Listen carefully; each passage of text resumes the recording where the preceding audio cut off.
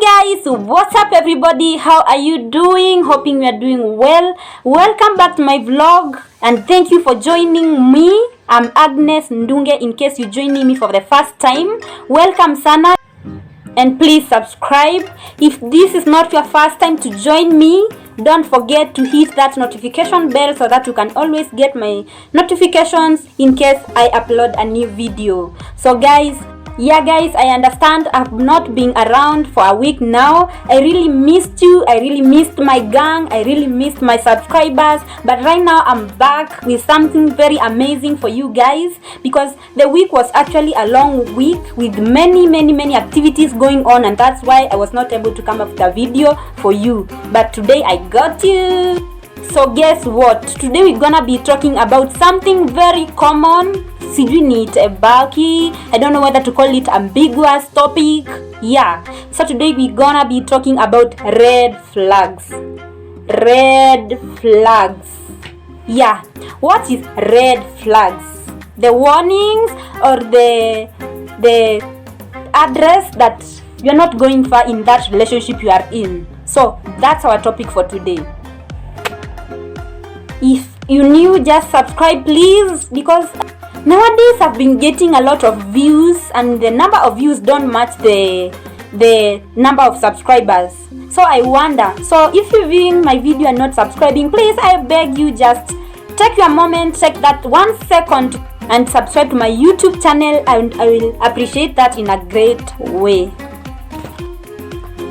So red flags is when you most of the time you are getting yourself in a shitty situations, you are getting yourself in bad situation, toxic relationships and all that. And that's why I'm here today to discuss with you guys, so that you cannot make a mistake again, so that you will always avoid them. For me, I've never been in a toxic relationship. I guess it's because I've not dated for long. Of course, I've been in only 2 relationships, the previous one and the current one, of course. But of course, I've been hearing stories from friends, relatives, and huku nje tu kwa streets about toxic relationships. People are vowing never to repeat the same mistake again, and never to underestimate themselves and find themselves in such situations. And of course, no one would want to be in a toxic relationship. Everyone wants a relationship which is very healthy, very in a happy situation and all that.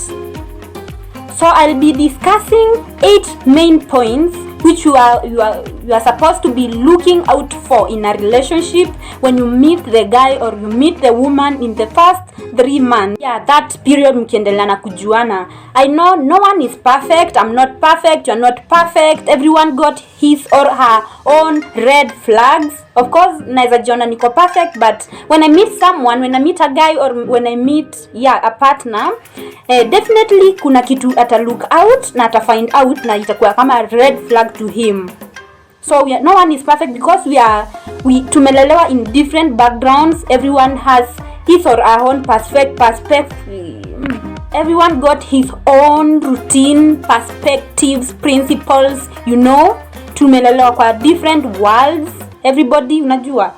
So when you are in a relationship, do not ignore these red flags, because when you ignore it, it will cost you one day, or you will suffer for the rest of your life. So in the comment section, meet me there and tell me which points or which red flag you cannot forgo. So when you meet that girl, when you meet that guy, look for the good part of him and also look for the bad part of him. You know, most of the time when you meet people, we look for the good part of them, and that is not the real person. The real person comes out tomorrow when you start living with that person and you start exposing his real life. So when you meet someone, make sure you read his good part and his bad part, so that you can know his realities, and for the sake of tomorrow, you know. So in case you are in that toxic relationship, the first thing is not moving out of that relationship. No, you might come out and miss that person for the rest of your life. So the first thing you do is raise it. Tell him you don't like this, you don't like that, and in case he hears, that's well and good. In case he doesn't here, that's the time when you are supposed to leave the relationship. The first sign of a red flag is when you are being unhappy most times than you are happy. I don't know whether you're getting me. Like, time when you are unhappy ndio mingi than the time you are happy. Yeah, that is, the bad outweighs the good. So you find most of the time you are fighting, you are not talking, you are disagreeing on many things, you are getting mad over each other, he's hanging up on your call. Unajua vitu kama hizo, you most of the time you find yourself googling vitu kama I've been hearing my friend talk about this. I'm not the one who did it, mimi sijapitia hizo, so I don't know, but you find yourself googling about how to keep up with depression after being heartbroken by a man, how to make him miss me more, how to make him, I don't know, vitu kama hizo. When you find yourself googling things like that, just know that's a red flag direct from him, and you try to avoid it. I know most of the time when you met the person, he was at his topmost excellent behavior, he was at his topmost best behavior, and right now unaanza kuona amechange. So unajua he's giving you depression, you are losing weight, you are having stress every time, you are taking medicines, you are taking painkillers because you are having headache, vitu kama hizo, because of a relationship you are being unhappy. So that's why I'm calling it a red flag. So it is accepted that you raise it, umwambie I don't like this baby, because another skia na kisikia na change, the best apology is by changing the behavior. When he changes, that's very nice, so mnaweza endelea tu vizuri. If he doesn't change or he doesn't accept the mistake, that's a red flag direct. So look for a way to get out of that relationship. Girl, damn, you deserve better.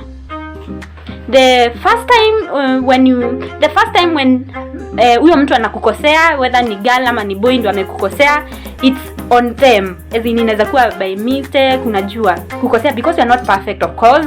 Inaweza kuwa by mistake, but unaweza msamee hiyo. But the second time he comes up again with this mistake, that's up on you, because the first time you settled for less, uli accept. For example, alikutusi, he abused you or she abused you, and uli keep quiet. Unajua they call it to absorb the pain. You absorb the pain, and is abusing you for the second time.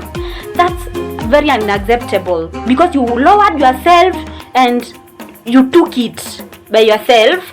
So the first time I'm saying it was for them, it was their fault, but the second time ni juu yako, because the first time uli ignore, you ignored it. So the second time is because of you, it's your fault. So what I'm trying to say is, I'm not advising you to leave your relationship, no. I'm trying to say that when you see those red flags, just learn how to address it, raise it unto him or her, and akikubali, it will be good. Don't just make a one-time decision of moving out. No, first address it with him or her, akubali ama akatae, ndio make the final decision. Unajua, because, and by the way, when you are communicating to him, when you are raising it, learn how to do it. Most of the people fail in this part when you are going to raise it. They raise it in a bad way. Usema mimi skai vizuri, unajua saa enda usitafute wengine sijui wanakaa aje. No, you are not supposed to do like that. You just have to sit down with that person, take your time and address it well, like, babe, there is this thing you did to me yesterday or last month or last week, whenever it was, na mimi sikupenda, na ningependa if you do it like this 1 2 3. No, you are raising it in a respectful way, in a logical way, in a learned way, unajua. But when you raise it in a foolish way, ujinga, like, sijui, ulisema, unajua, you'll not accept it. But when you do it well, nice, I know it will work for you. So let's go to the second point. The second point is, by the way, this one happens most. you find the person anakutake like a friend. A friend for what? Make your intentions clear. If you want a girlfriend, say. If you want a wife, just say. If you want a friend, just say. You find amekuweka kama friend, but you are performing the girlfriend roles with wife expectations. That's a red flags. Why didn't she not make the intentions clear? So you find yourself, you are committing to him, but he is not committing to you. He's not committed, because at that particular time you are performing those girlfriend roles. He's trying to look for someone to be his girlfriend, someone better. He hasn't found someone who suits the person, the wife, or the person he wants. So that's why he's keeping you to be like a friend, and that's very wrong. That's a red flag, direct, my guys. So you find yourself asking him or her, who are we? No, who are we question is supposed to be answered by actions. What is he doing to you? What are you doing for him? Or what are you doing to each other as people in a relationship, or So that question, when you answer it, you always get a definite answer that you are in a relationship or not.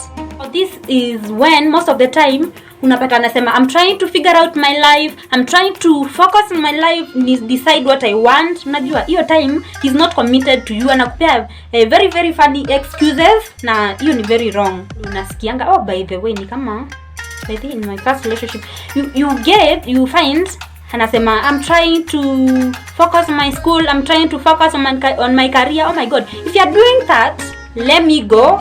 When you are done figuring out those things or focusing on those things, you'll come back. If you get me, it will be right. If you don't get me, enda utafute mwingine. Si tunanieka hapo you are going to focus and I'm already performing the girlfriend roles. No, girl, please love yourself. You deserve better. Usitumwe vibaya na mwanamume, najua. So let's go to point number 3. Point number 3 is when most decisions are coming from him and not from you. You know, the first thing, the most important thing in a relationship is energies that are giving back to each other. Like give me the term. Yeah, so this is the term, matching energies, like matching roles. Unajua, the reason why I'm talking about this is because before you met him or before you met her, she used to do her decisions. He used to perform his decisions by himself when you are not there. So why now come into my life and trying to start like controlling my life? That's very bad. I have my own space, I have my own environment, I have my own principles. Unajua, please don't do that. Don't accept that at all, because once you do it, you find yourself, it's like you don't have a voice in that relationship. Relationship inafaa kuwa, you can tell him to do this and he actually does it. So in case you are in such a toxic relationship, the first time he start to do it, raise it. If he continues, stop the relationship. Yeah, that's my point. So because when you find yourself in a toxic relationship, you'll also start to be toxic, because anakufanya mabaya na pia wewe unatry ku raise something to cope up with that toxic reactions. So pia wewe unakuwa toxic. Unajua, don't let anyone to make you to be toxic. Unajua, so let everything be neutral, happiness, peace of mind and growth, health. Unajua, because when you start to be toxic, it will definitely affect you. Nowadays, most people are forcing issues. This is the term, force issues. You see him misbehaving, you see him abusing you, you see him disrespecting you, but you still coping up with him. That is forcing issues. And you find him abusing you about your body, or unakaa hivi. Unajua, anafaa kuku appreciate na kuku love the way you are, because he found you like that and he accepted to love you the way you are. So usikubali kutusiwa na mtu. You find also him abusing you about your business. You are not doing it right, you don't know how to do this, it's like you don't know how to make your decisions. Unapata pia anaku abuse life. Oh my god, you got your life, you have your life to live. Don't let anyone diminish you. Not diminish, oh my god, sorry. Don't let anyone diminish you.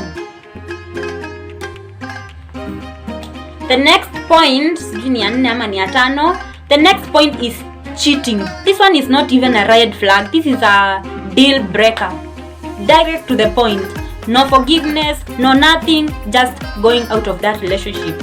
So if you find him cheating with his exes, with your friends, sleeping with your friends, that's a deal breaker direct. Because we all know the results of cheating. You will be depressed, you will have stress, you will have emotional and physical, you will be hurt emotionally and physically. Uta lose weight. Najua. Because cheating is it didn't come from you eti kuna kitu huko unampea ama it's like ulikuwa unakaa vibaya. It's not from you, it's from them. It's their fault, that's their character. That's their real character. If you see a person cheating, that's their character. Angefanya hivyo hata ungekuwa mrembo aje, angefanya hivyo hata ungekuwa na nini. So that's the character, the things that I was telling you to look for when you meet him for the first 3 months. So don't say, let me check out, let me nione if it will still work. No, cheating, I don't think that you are supposed ukae uone. No, just move out. And this time ndio unapata mtu anakugaslight. Gaslighting is unapata ukijaribu kumwambia kitu, for example umemwambia sipendi vile unashika simu yako, anaanza turn the tables around. Unapata sasa he will use that point you've given him, you have raised to him, he'll use that point to make you, as in he'll take it against you. That is gaslighting. So these are the times when unapata you don't have to give him the second chance, you just gonna get out of that relationship. The other point is isolation. Isolation from family, isolation from relatives, isolation from friends. So if that's telling you to isolate yourself from your family, imagine being told to isolate yourself from your mother, your dad, your sisters. They are too much. Oh my God, how can you isolate myself from people who actually raised me to the person I am right now? That's a red flag. How can you anaanza kukwambia sitaki kukuona na so that friend is, as in she feel comfortable. That's a red flag.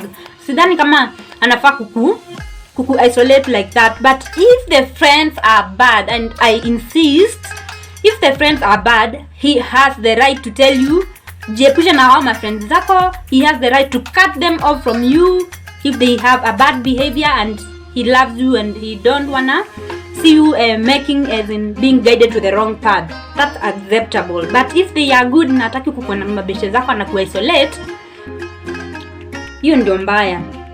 Isolation is haifai kuwa hapo, because he wants you to cut the ties from the friends ama people who can actually help you when he is abusing you. Anataka kukat hizo ties. That's very bad. But kama ni wabaya, yes, that's okay. You're gonna find new friends and you're gonna accept that. The next one is lack of trust. Let me tell you guys, trust is everything in every single relationship. When you find yourself he's not trusting you, and most of the time you have to unajiguide na evidence about something. When you, for example, you telling him, and this guy called me, or this woman has been talking to me like this, and anasema let me see the chat. Hapo akutrust. I don't think that's the right way. He's supposed to trust you. He's supposed to. At the time you find him very insecure, like me, I said, you will just mess up in that relationship. So you find most of the time you are defending yourself constantly, like kila siku tu, I did this because of that, I went there because of them, I was at this place because of, unajua, you know, anafaa kukutrust, anafaa kuaccept every single thing that you tell him. Unajua, trust is everything. He doesn't have to feel like you are telling lies every time. He has to get it from you that you are saying the right thing. The next one is no apologies. For a successful relationship, there must be apologies. When you find out something and you raise it, he is supposed, or rather she is supposed to accept it in the right way, and unajua, and If he doesn't apologize, that means he doesn't care about your feelings and he doesn't really care about you. So that's a red flag. Move out. The next one is ignorance.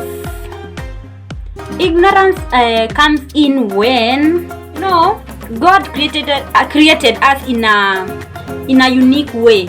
We got feelings, we got instincts, and they are very, very correct. Sometimes when you unasikia instincts zako zinakwambia this and this, do not ignore it. Fuatilia and utakuja kupata there is a truth in it. When you see him wronging you, do not ignore, because when you ignore, it will cost you at the end of the day. So this is the time when I say don't settle for less. Settling for less is a no. I would advise that you just get out of that relationship. There are good women out there, there are good men out there, and by the way, if you want to get a good man or a good woman, in return just also be good, because you can get them and they leave you if you're not good. But if you're good, they'll stay with you, they'll stick to you. Yeah, it's a win-to-win game. You cannot expect me to be good to you when you are already bad to me. So the next point goes to the people who are already married, like wewe na bewako msha marry.